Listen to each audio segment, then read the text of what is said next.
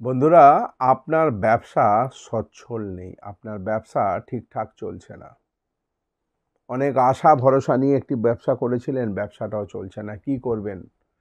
প্রত্যেক বৃহস্পতিবার দিন, প্রত্যেক গুরুবার দিনকে একটা কাঁচের বাটি নিয়ে নেবেন, তার মধ্যে 3 মুঠো সুগন্ধযুক্ত গোবিন্দভোগ চাল দিয়ে দিন, তার মধ্যে 3টি তেজপাতা দিয়ে দিন।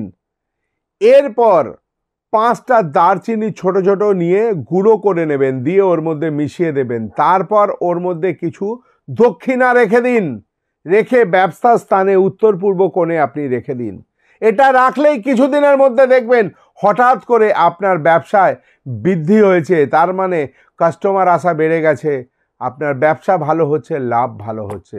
ছোট্ট টোটকা প্রয়োগ করলে 100% কাজ হবে।